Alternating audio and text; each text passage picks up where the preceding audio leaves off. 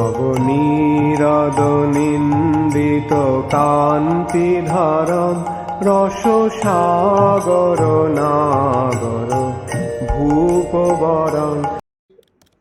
हरे कृष्णा। हम लोग श्रीमद् भागवतम के पहले स्कंद में हैं। 17 अध्याय आज शुरू होगा। श्लोक संख्या 1। आज हम लोग श्लोक संख्या 1 से श्लोक संख्या 9 तक करेंगे। ओम नमो भगवते वासुदेवाय हो गया? नहीं हुआ? जी प्रभु जी, हो गया प्रभु जी, हो गया प्रभु जी, हो गया। ओके। श्लोक संख्या 1। सुत उवाच तत्र गो मिथुनं राजा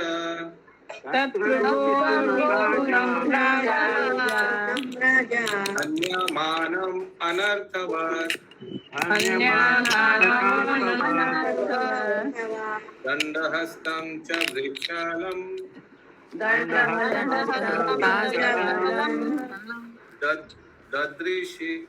ददृशि नृपलाञ्छनम्।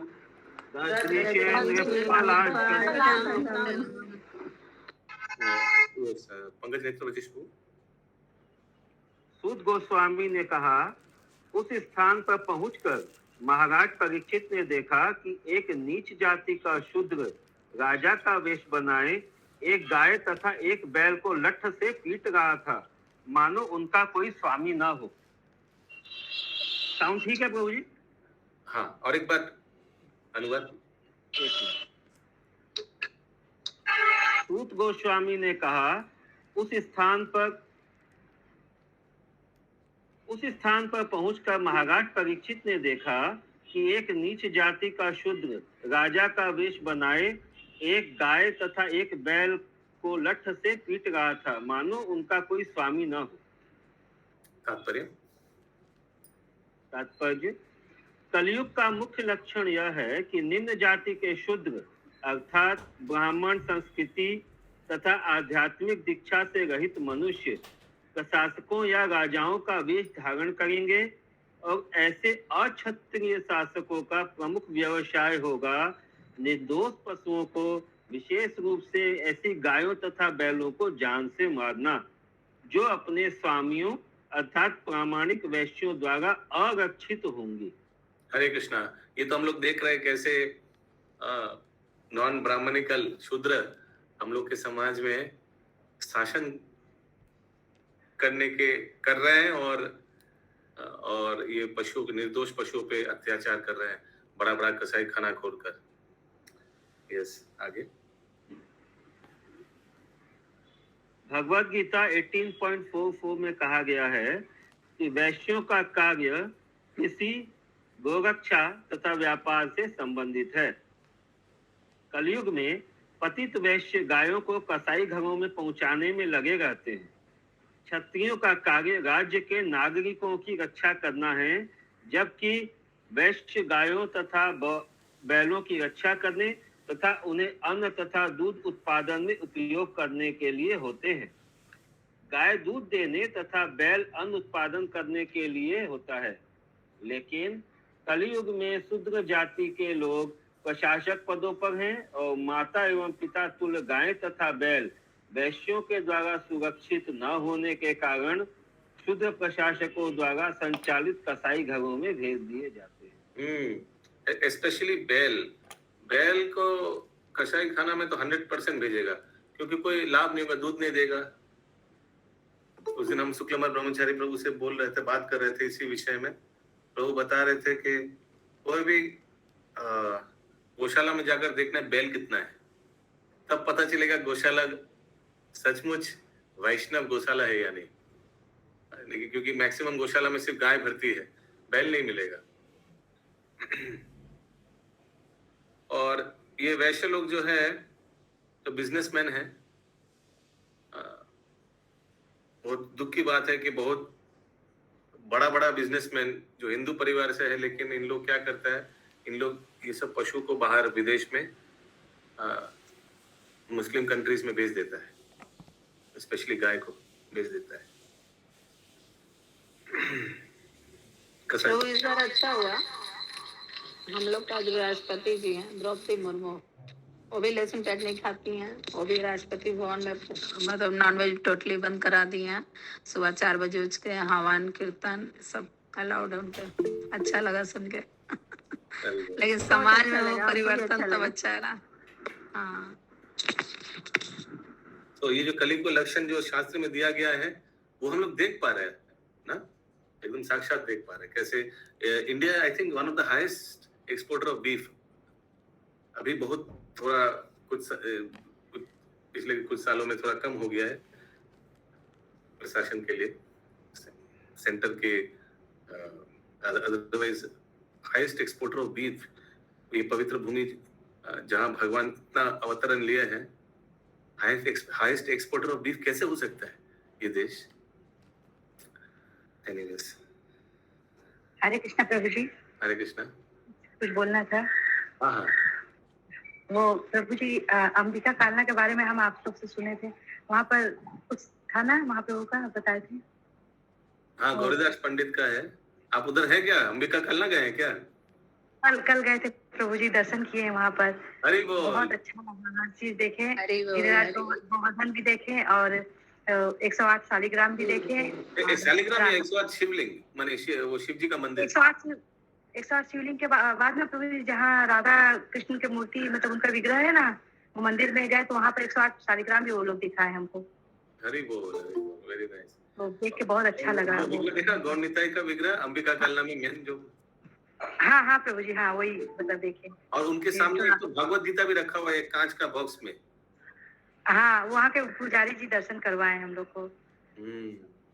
yes. एक्चुअली सब परिवार गया था 108 महादेव को दर्शन करने, लेकिन वो लोग को लेके हम वहाँ गए और वहाँ पर सबका दर्शन किया तो बहुत अच्छा लगा वहाँ पर। हरी बोल। पास पे ही है ना वो? हाँ, एकदम पास में प्रभु जी, मंदिर से यहाँ जहाँ 108 महादेव है उसके थोड़े से पास में एकदम है अंबिका कालना। वेरी नाइस, बहुत सुंदर। हाँ, देखिए। हरे कृष्ण प्रभु जी। यस, हरे कृष्ण। बहुत साल पहले हम गए थे 108 महादेव देख ले, लेकिन अंबिका कालना और गौर नीता सब दिव्य दृष्टि से नहीं दिखा। आज के दिन में पछता रहे कि वो तो 108 महादेव दिखे, बहुत अच्छे से दर्शन के घूमे घामे, लेकिन जो नजरिया माता जी का मेरे नसीब में नहीं था, उसमें जानते नहीं थे। एक्चुअली मैक्सिमम जगह पूछा जाता है जो वैष्णव तीर्थ स्थान है वहाँ शिव जी रहेगा, है ना? चक्लेश्वर, रामेश्वर महादेव रहेंगे हमेशा। या पानी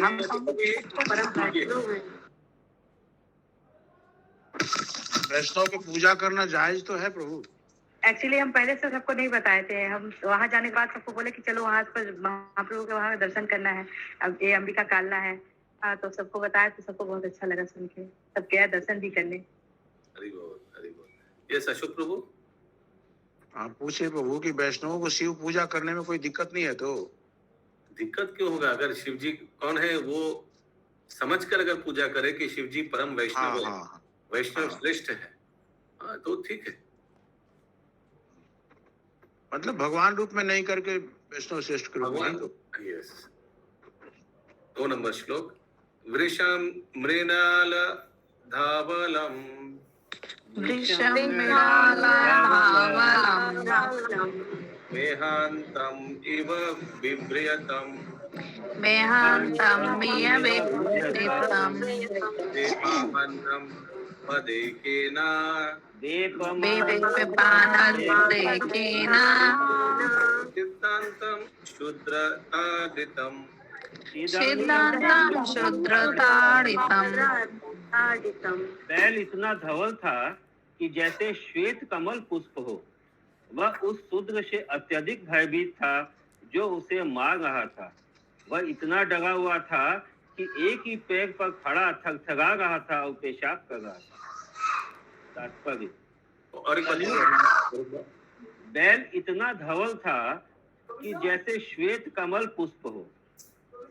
वह उस शूद्र से अत्यधिक भयभीत था जो उसे मार रहा था। वह इतना डरा हुआ था कि एक ही पैर पर खड़ा थकथका रहा था और पेशाब कर रहा था। तात्पर्य, कलयुग का दूसरा लक्षण यह है कि धर्म के नियम जो श्वेत कमल के समान निष्कलुष तथा श्वेत हैं, उन पर इस युग के असंस्कृत शूद्र जनों का आक्रमण होगा। भले ही वे ब्राह्मण या क्षत्रिय पूर्वजों की संतानें हों, लेकिन समुचित शिक्षा तथा वैदिक वांग्मय की संस्कृति के अभाव में ऐसे शूद्र तुल्य लोग धार्मिक नियमों की अवहेलना करेंगे और धार्मिक प्रवृत्ति के व्यक्ति ऐसे लोगों से भयभीत रहेंगे। वे अपने को किसी भी धर्म के अनुयायी न होने की घोषणा करेंगे और कलयुग में धर्म रूपी निर्मल बैल को ही मारने के लिए अनेक वाद तथा संप्रदाय उत्पन्न होंगे। हरे कृष्णा, देखिए कितना एकदम सेक्युलर वर्ड एकदम लिख दिया ना इधर। बोलेगा कि हम कोई धर्म वर्म नहीं मानते, हम सबके निरपेक्ष है, हम न्यूट्रल है। और वो न्यूट्रलिटी दिखाने के लिए ये गोहत्या करेंगे, सेक्युलर वर्ड को गलत इस्तेमाल करेंगे। यस, राज सत्ता को धर्म निरपेक्ष अर्थात किसी विशेष धार्मिक सिद्धांत से रहित घोषित किया जाएगा। फलस्वरूप धर्म के प्रति पूरी उपेक्षा बरती जाएगी। नागरिक मनमाना कर्म करने के लिए स्वतंत्र होंगे और वे साधु, शास्त्र तथा गुरु का सम्मान नहीं करेंगे। एक पांव पर खड़ा बैल इस बात का संकेत है कि धर्म के नियम क्रमशः विलुप्त हो गए हैं। धार्मिक नियमों का आंशिक अस्तित्व भी अनेक अवरोधों से संशयपूर्ण रहेगा, मानो वह किसी भी समय लड़खड़ाकर गिरने वाला है। थोड़ा बहुत कुछ धार्मिक नियम अभी भी बचा हुआ है, उसीलिए एक पैर में खड़ा हुआ है, कभी वो भी लड़खड़ा के गिर जाएगा। किसी का कोई प्रश्न है इस तात्पर्य के ऊपर?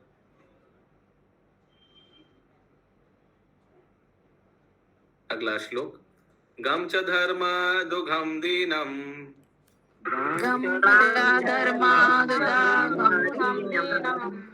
ऋषम शूद्र पदाहताम विवत्सम अश्रुवादानाम क्षमाम यवसम इच्छातिम। यस, लाल साहब प्रभु आप पढ़ना चाहेंगे?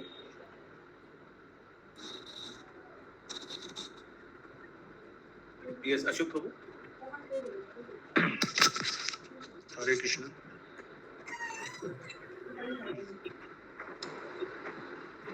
यदि आप यद्यपि गाय उपयोगी है क्योंकि उससे धर्म प्राप्त किया जा सकता है, किंतु अब वह दिन तथा बछड़े से रहित हो गई है। उसके पांवों पर शूद्र प्रहार कर रहा था, उसकी आंखों में आंसू थे और वह अत्यंत दुखी तथा कमजोर थी। वह खेत की थोड़ी सी घास के लिए ललायित थी।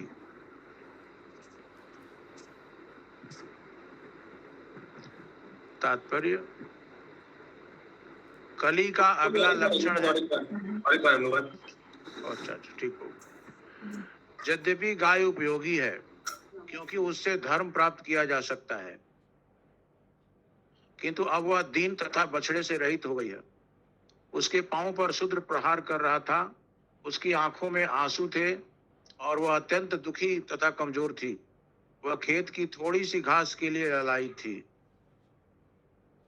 गाय से धर्म प्राप्त किया जा सकता था, मतलब one can draw religious principles from her. यहाँ लिखा है इंग्लिश में कि भगवत सिद्धांत, धार्मिक सिद्धांत गाय से प्राप्त कर सकते। एक बार तात्पर्य पर लेते हैं, नहीं तो विल एक्सप्लेन। तात्पर्य, कली का अगला लक्षण है गाय को दुखी अवस्था, गाय की दुखी अवस्था। गाय दुहने का अर्थ है द्रव रूप में धर्म प्राप्त करना। बड़े बड़े ऋषि मुनि केवल पहला सिद्धांत है, ठीक है? फिर से बोलिए, गाय को दोहना में ना? गाय दुहने का अर्थ है द्रव रूप में धर्म प्राप्त करना। बड़े बड़े ऋषि मुनि केवल दुग्धाहार करते थे। श्री सुखदेव गोस्वामी गृहस्थ के यहाँ तब जाते जब वह गाय दुहता होता और वे अपने निर्वाह भर के लिए उससे थोड़ा दूध लेते। यहाँ तक कि 50 वर्ष पहले तक लोग साधु को एक गिलास दूध दिए बिना वहां नहीं रहते थे। प्रत्येक गृहस्थ जल की तरह दूध देता था। सनातन धर्मी वैदिक नियमों के अनुयायी के लिए यह प्रत्येक गृहस्थ का धर्म है कि वह न केवल दूध प्राप्त करने के लिए अपितु धार्मिक नियमों को प्राप्त करने के लिए गायें तथा बैल रखे। हरे कृष्ण। सनातनी यस, आप लोग में उपस्थित किन किन के घर में गाय होते हैं या अभी भी है? चैट बॉक्स में मी लिखिए।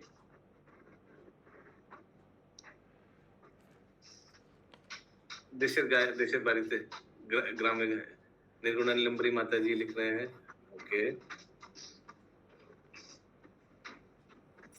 बस अभी नहीं है प्रभु जी, बहुत पहले था। अच्छा, ओके। गायत्री राधिका माता जी, नेहा माता जी, प्रभु जी नहीं, नानी के घर में बहुत सारे हैं। Okay, very nice. Yes, continue Ashiq Prabhu. सनातनी लोग धार्मिक नियमों के आधार पर गाय की पूजा करते हैं और ब्राह्मणों का सम्मान करते हैं। यज्ञ की अग्नि के लिए गो दुग्ध की आवश्यकता होती है और यज्ञ करने से गृहस्थ सुखी रहता है। तो यज्ञ यज्ञ का का अग्नि के लिए गो दूध का क्यों लगता है? घी के लिए। घी के लिए प्रभु। या, घी आगे। बनता है। गाय का बछड़ा देखने में सुंदर होता है और गाय को तुष्टि प्रदान करता है, जिससे वह अधिकाधिक दूध देती है। किंतु कलियुग में बछड़े को गाय से उसके उन कारणों से जल्दी विलग कर दिया जाता है, जिसका उल्लेख श्रीमद् भागवत के इन पृष्ठों में नहीं किया जा सकता है। गाय अपनी आंखों में आंसू भरकर खड़ी रहती है और शूद्र ग्वाला कृत्रिम रीति से गाय को कृत्रिम मित्री माने आर्टिफिशियली, मालूम है ना, मशीन लगा देता है और एकदम खींच के सब दूध ले लेते हैं। या इंजेक्शन वगैरह देके भी। वो जो इंजेक्शन के द्वारा निकालते हैं सब दूध, इंजेक्शन लगा देते हैं। मशीन भी लगा देता है, सक्शन लगा देता है, सक्शन पंप जैसा।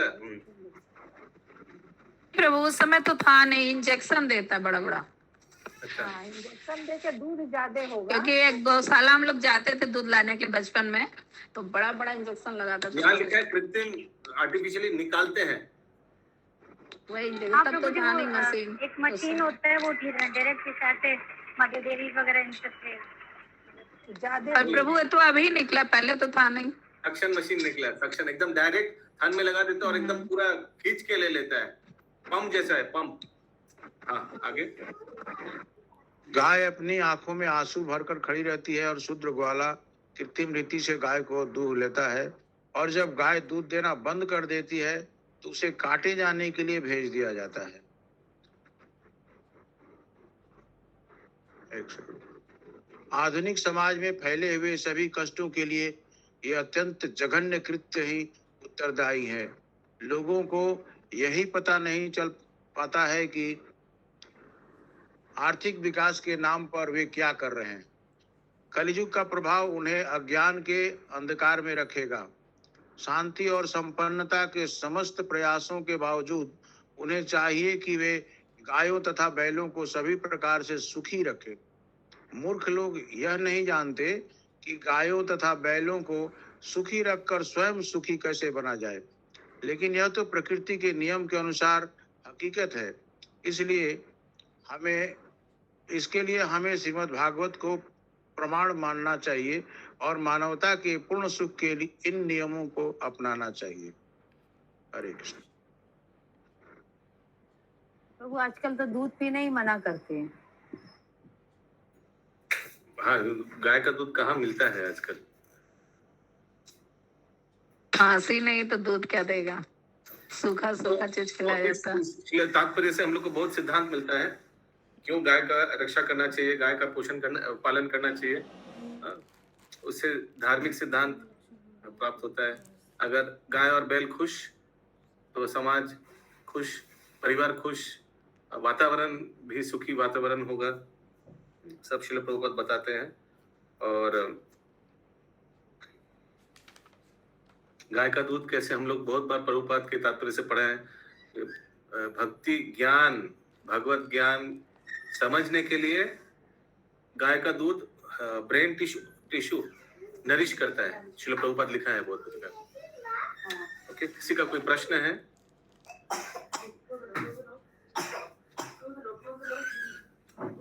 अगला श्लोक। पाप्रच्छ रथम आरुद्धा प्रचार मारुद्धा कर्तस्वार परिच्छदम कर्तश्वर परिच्छेदम् मेघ गंभीरया वाच मेघागम्भरीया वाचा समारोपित कर्मकूट समारोपित कर्मकूट। पढ़िए प्रभु।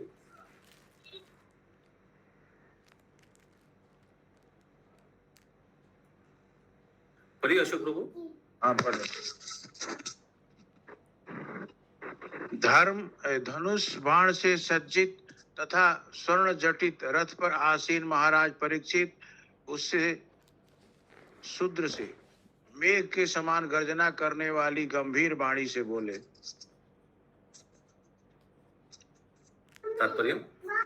तात्पर्य दुष्टों को दंडित करने के लिए हथियारों से लैस राजसी प्राधिकार से संपन्न महाराज परीक्षित जैसा शासक या राजा ही कलयुग के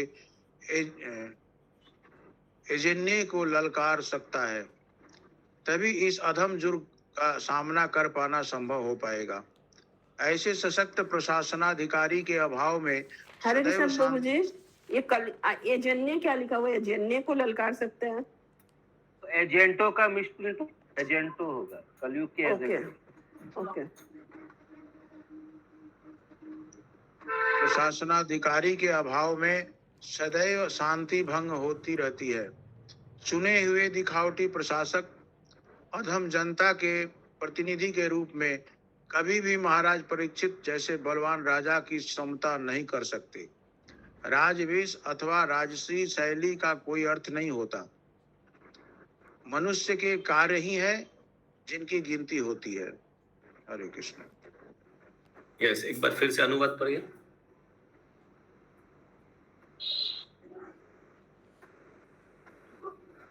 आप म्यूट में है प्रभु जी। धनुष बाण से सज्जित तथा स्वर्ण जटित रथ पर आसीन महाराज परीक्षित उससे मेघ के समान गर्जना करने वाली गंभीर वाणी से बोले।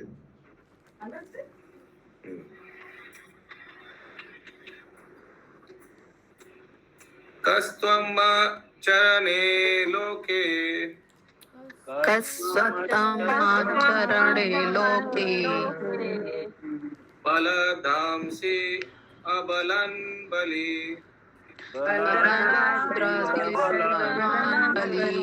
नरदेवो असि वेशेन नरदेवो अशिवेशेण नटवत्कर्मण अद्विजः नटवत्कर्मणा तेजा।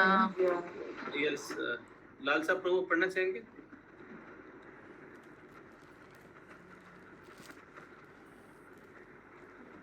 Want to read प्रभु? लाल साहब प्रभु अनम्यूट करके इंद्रावती मादी थोड़ा दिखा दीजिए।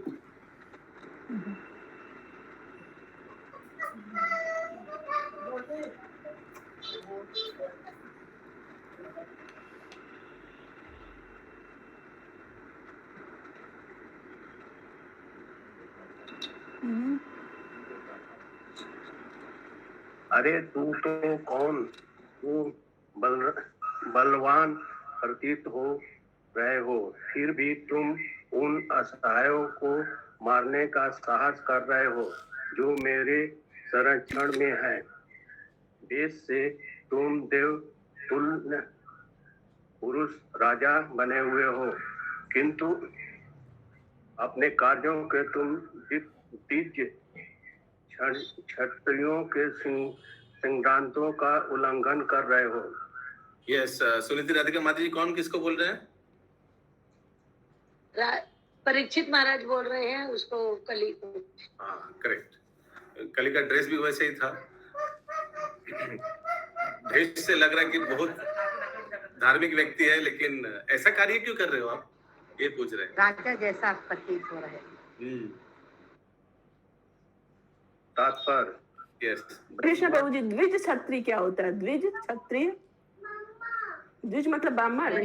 तात्पर्य में बताया। देव ऋषि लाइक क्षत्रिय जो जिसका ब्राह्मणिकल क्वालिटी है, ओके जाने पहनता उसका जाने जगह पवित्र संस्कार होता है प्रभु जी यस, जो आगे तात्पर्य में दिया हुआ क्षत्रिय होता, तब द्विज बनते हैं। इंग्लिश में लिखा है गॉडली किंग, यानी राजा है लेकिन धार्मिक राजा है। यस, तात्पर्य प्रभु। तात्पर्य ब्राह्मण, क्षत्रिय तथा वैश्य दिव्य कहलाते हैं, क्योंकि उनका पहला जन्म माता पिता के संयोग से होता है और दूसरा जन्म ब्राह्मणिक आचार्य या गुरु द्वारा आध्यात्मिक दीक्षा से सांस्कृतिक संस्कार के फलस्वरूप होता है। इस प्रकार क्षत्रिय भी ब्राह्मण के समान द्विज होते हैं और उनका कर्तव्य यह होता है कि वह असहायों को संरक्षण दे। क्षत्रिय राजा असहायों को संरक्षण प्रदान करने तथा दुष्टों को दंड देते हुए ईश्वर का प्रतिनिधि माना जाता है। जब जब प्रशासकों द्वारा इस नैतिक कार्य के अंतनियमितता आती है, तब धर्म की पुनः स्थापना हेतु श्री भगवान का अवतार होता है। कलयुग के बेचारे असहाय पशु, विशेष रूप से गायें, जिन्हें प्रशकों से सभी प्रकार का संरक्षण प्राप्त होना चाहिए, ये अंधाधुन मारी जाती है।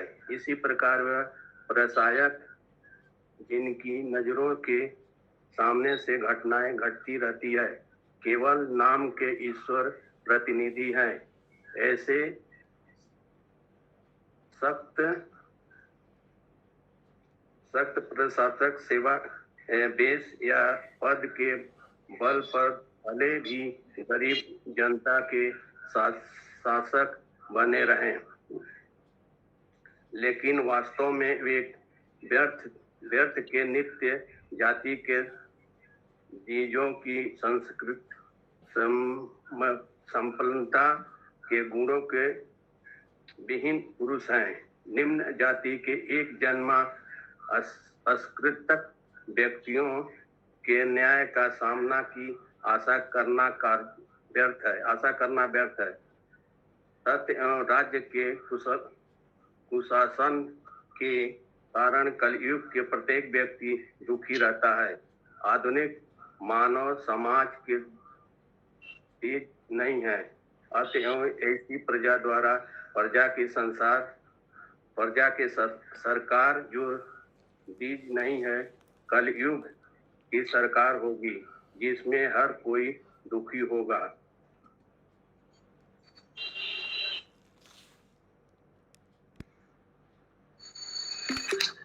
यस,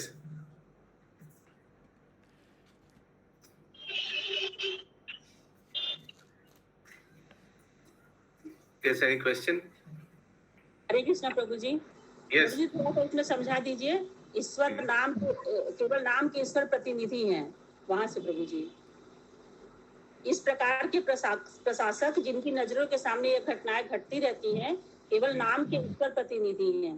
उसके बाद से क्योंकि जो भी समाज में राजा है या सरकार है, जो प्रजा को देखता है वो भगवान का प्रतिनिधि है, ये तो हम लोग को मालूम है। लेकिन नाम का वास्ते भगवान का प्रतिनिधि है, क्योंकि उन लोग का उद्देश्य प्रजा को भक्ति में प्रगति वो सब तो है ही नहीं, उल्टा शोषण करते रहते हैं। इंग्लिश में लिखा है,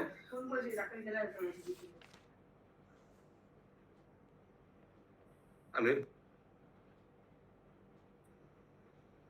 Therefore, in the age of Kali, everyone is unhappy due to maladministration of the state.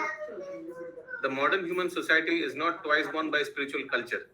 Therefore, the people's government by the people who are not twice born must be a government of Kali in which everyone is unhappy.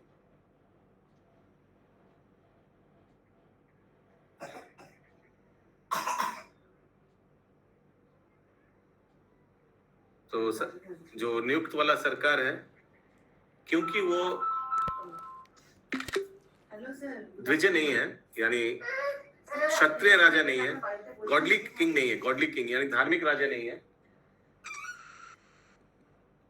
उसीलिए कलयुग में सब प्रजा दुखी है। Democracy का definition दिया प्रभु हिंदी में, for the people by the people.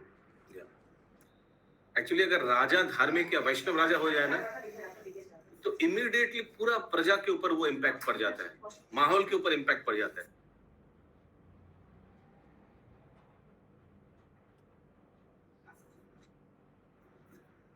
Yes, एक वर्ड लिखा हुआ प्रभु जी, ऐसी प्रजा द्वारा प्रजा की सरकार। हाँ, गणतंत्र को बोलते हैं प्रजा द्वारा प्रजा की सरकार। डेमोक्रेसी है ना, तो प्रजा ही तो चूज करेगा सर को, प्रजा द्वारा ही तो, वही by the people for the people. उसीलिए डेमोक्रेसी को कभी प्राधान्य नहीं देता है भक्ति मार्ग में। क्यों नहीं देता है, कोई बता पाएगा?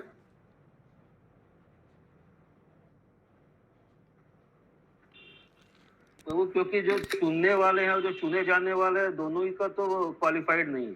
हाँ, किसी को मालूम नहीं है कि सब इतना आसान प्रश्न पूछा है। हाँ प्रभु, वो लोग छाता, कंबल और किसी को मालूम ही नहीं है क्या आलोचना हो रहा है। नहीं प्रभु जी, छाता मिल गया खुश हो गए, कंबल मिल गया खुश हो गए, शराब का बोतल मिल गया खुश है, दे दिए, दबा दिए, बटन हो गया। प्रभु हम लोग सब बद्ध जीव है, हम लोग के अंदर ये सब रहती है, चार तरह के। जो भी राजा को चुनेगा, कम से कम उनको थोड़ा तो क्वालिफिकेशन होना चाहिए।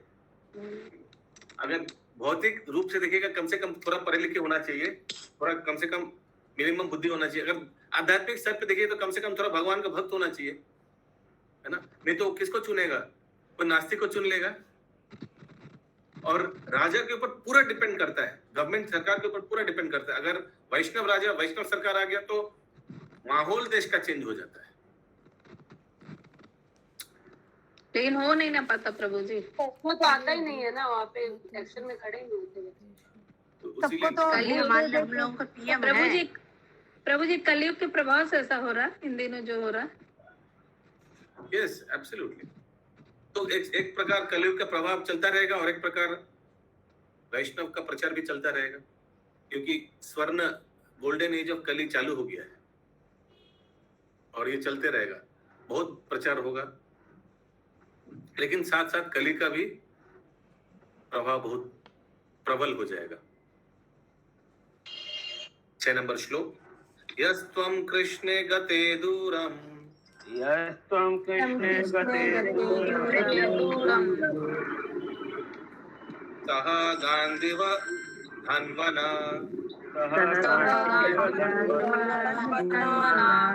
सोच्यो असि अशोचन रहसि, नहारन वधम अर्हसि।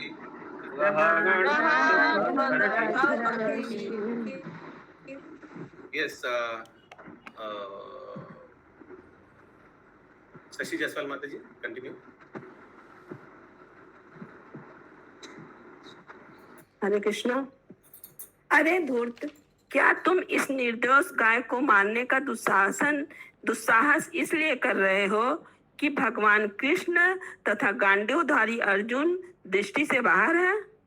चूंकि तुम इस निर्दोष को एकांत स्थान पे मार रहे हो, अतएव तुम अपराधी हो और वध किए जाने योग्य हो।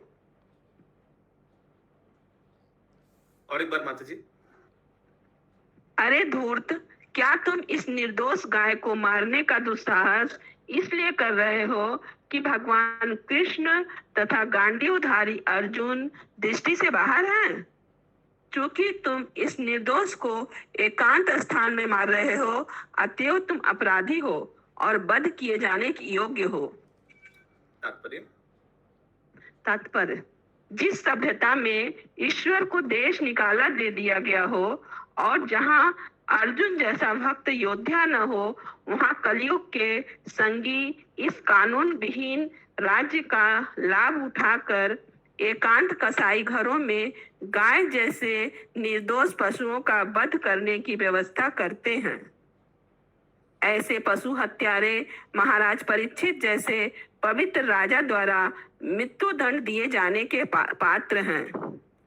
जो अपराधी एकांत स्थान में पशु का वध करता है वह पवित्र राजा द्वारा उसी तरह मृत्यु दंड पाने का भागी होता है जिस तरह एकांत में अबोध बालक का वध करने वाला हत्यारा। हरे कृष्ण। हरे कृष्ण। सो फर्स्ट लाइन में लिखा है कि ईश्वर को देश निकाला, ईश्वर को देश निकालना मतलब in a civilization where God is consciously banned and there is no devotee warrior like Arjuna, जहाँ माने नास्तिक ही नास्तिक है, भगवान का अस्तित्व कोई नहीं मानता है, कोई प्रचार नहीं करता है, वैसे समाज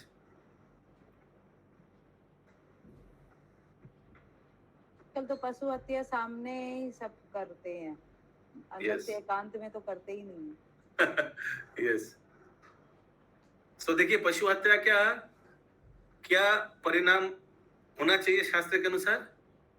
क्या होना चाहिए? नहीं, दंड।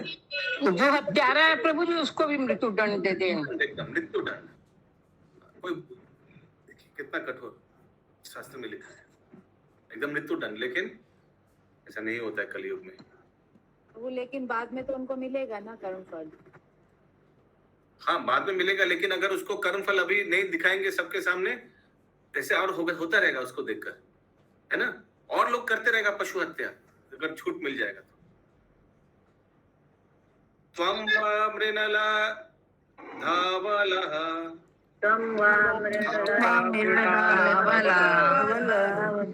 पादिर्न्यूना पदाचरन् दृश्यरूपेण किं कश्चित् देवो न परिखेदयान्।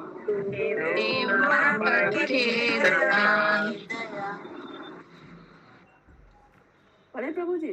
हाँ माता जी कंटिन्यू प्लीज। तब उन्होंने यानी महाराज परीक्षित ने बैल से पूछा, अरे तुम कौन हो? तुम श्वेत कमल जैसे धवल बैल हो या कोई देवता हो? तुम अपने 3 पैर खो चुके हो और केवल 1 पैर पर चल रहे हो। क्या तुम बैल के रूप में कोई देवता हो जो हमें इस तरह क्लेश पहुंचा रहे हो? तात्पर्य।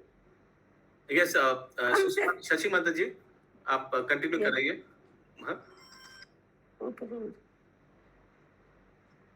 कम से कम महाराज परीक्षित के समय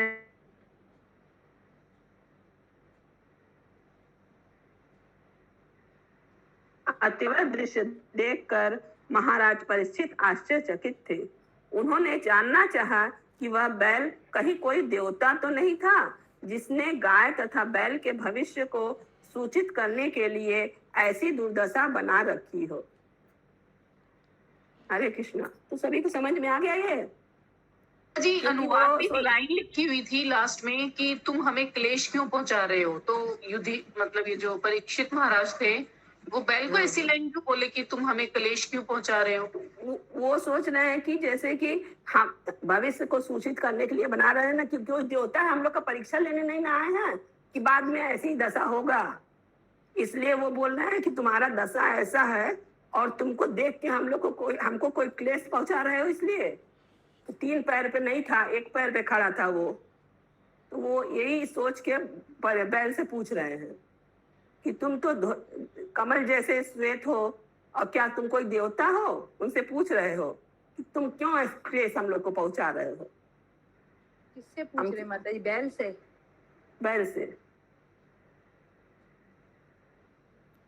ये लिखा तो महाराज परीक्षित ने बैल से पूछा कि वो दृश्य देख करके जो आघात मिल रहा है वो दृश्य सामान्य दृश्य नहीं है उस काल के लिए, इसलिए वो उनको तकलीफ लगा, इसीलिए वो बोल रहे क्लेश क्यों पहुंचाएगा। अबे पंकज प्रभु जी आप क्या बोले, क्या आघात तो क्या वर्ड बोले? जैसे कि उस तरह का जो दृश्य है ना उस समय के लिए सामान्य नहीं था, गाय बैल को मारना उस समय कोई सोच भी नहीं सकता था, तो वो दृश्य देख के उनको एक आघात जैसा लगा, शौक जैसे बोलते हैं ना, शौक लगा, इसलिए वो उसको बोले कि क्लेश क्यों पहुंचा गया, हमको आघात क्यों पहुंचा। क्योंकि महाभारत बाद ही तो कृष्ण भगवान के बाद ही तो परीक्षित राजा बने थे, तो उनको ऐसा आभास नहीं हुआ कि ऐसा घटना हो सकता है तुरंत, लेकिन कलयुग के प्रभाव से ऐसा हो गया था। आगे करिए प्रभु जी, आ गए, पढ़ेंगे श्लोक। यस, 9 नंबर श्लोक होगा अभी। 8 नंबर प्रभु जी। 8 नंबर। न जातो कौरवेन्द्रम नम न कोदंडा परिरंभिते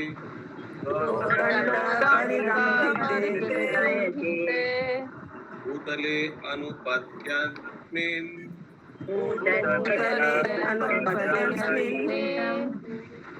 विना ते प्राणिनां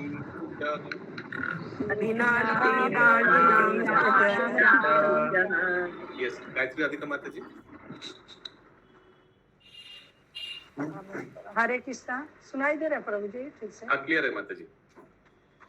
कुरुवंश के राजाओं के बहुबल से सुरक्षित राज्य में आज मैं पहली बार तुम्हें आंखों में आंसू भरे शोक करते हुए देख रहा हूँ। आज तक किसी ने पृथ्वी तल पर राजा की अपेक्षा के कारण आंसू नहीं बहाए। तात्पर्य, मनुष्यों तथा पशुओं के प्राणों की रक्षा सरकार का सबसे पहला और महत्वपूर्ण कर्तव्य है। किसी भी सरकार को ऐसे नियमों में भेदभाव नहीं बरतना चाहिए। इस कलयुग में किसी शुद्ध हृदय वाले व्यक्ति के लिए राज द्वारा इस प्रकार की प्राणियों की सुनियोजित कला देखना भयावह है। महाराज परीक्षित बैल की आंखों में अश्रु देखकर शोकाकुल हो रहे थे। प्रभु जी, आगे कृष्ण प्रभु, ये लाइन थोड़ा इंग्लिश में देखे तो, इस कलयुग में किसी शुद्ध हृदय वाले व्यक्ति के लिए राज्य द्वारा इस प्रकार के प्राणियों की सुनियोजित कला देखना भयावह। कत्ल है, कत्ल प्रभु, कत्ल है। कत्ल का है? अच्छा, कत्ल होना चाहिए, ठीक। कत्ल है, कत्ल। यस। और उन्हें यह देखकर आश्चर्य हो रहा था कि उनके उत्तम शासन में ऐसी अभूतपूर्व घटना घट रही है। जहाँ तक जीवन का संबंध है, मनुष्य तथा पशु समान रूप से सुरक्षित थे। यही ईश्वर के राज्य की रीति है। हरे कृष्ण। हरे कृष्ण। अगर आजकल का हालत देखता एकदम, तब क्या होता परीक्षित महाराज का।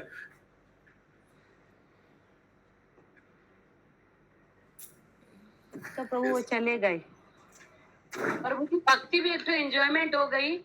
हम देख रहे रात को 2-3 बजे से इतनी गाड़ी मोटर भूतनाथ मंदिर के लिए, पूरा रास्ता मतलब कभी साल भर जितना नहीं देखते हैं उतना खाली गाड़ी मोटर आ रही जा रही, इतना जैसे कोई कितना बड़ा कुछ है। और वहाँ इतनी लाइटिंग, इतनी मतलब हम लोग के घर में बोलते एक तो होड़ हो गई, मतलब एक तो ये भी होड़ हो गई, सबको मंदिर जाना, लाइन लगाना जबरदस्ती रहे, तो बहुत ज्यादा इतना हर साल भी नहीं होता जितना इस साल हो रहा है। सबसे हाई मैरिजुआना सेल होता है इसी महीने में।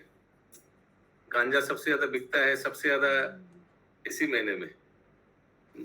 तो भक्ति के नाम पे कैसे लोग इंद्र तृप्ति करने का बहाना मिल जाता है।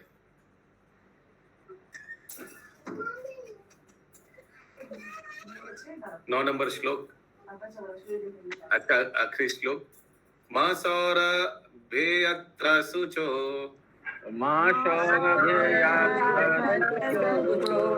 वेदूते विशलद्भयम्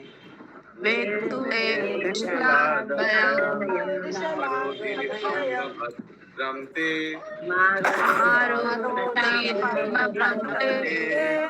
कलनं मयि शास्त्री।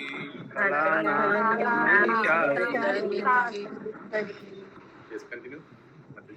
हे सूर्य पुत्र, अब तुम और शोक न करो।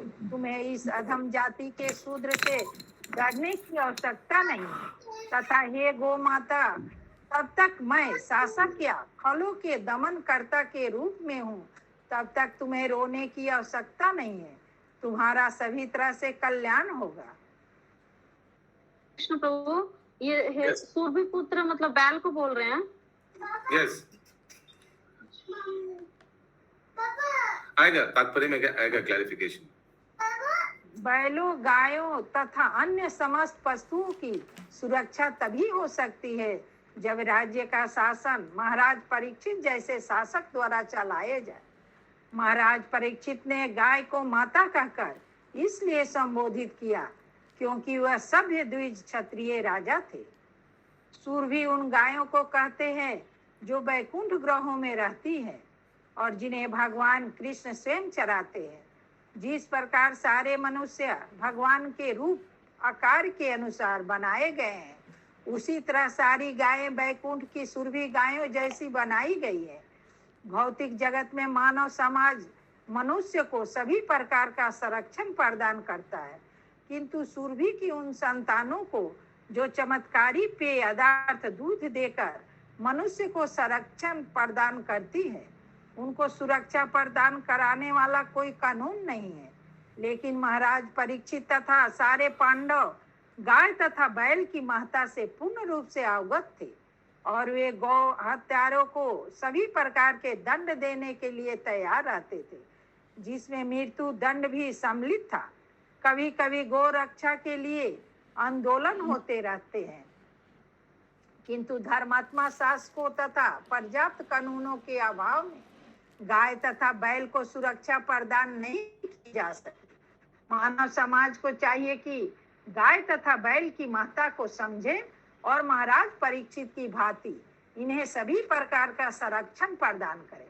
गाय तथा ब्राह्मण संस्कृति की रक्षा करने पर भगवान अत्यंत प्रसन्न होंगे और हमें वास्तविक शांति प्रदान करेंगे, क्योंकि वह गाय तथा ब्राह्मणों के प्रति अत्यंत दयालु है। गौ ब्राह्मण हिताय च। हरे कृष्ण। हरे कृष्ण।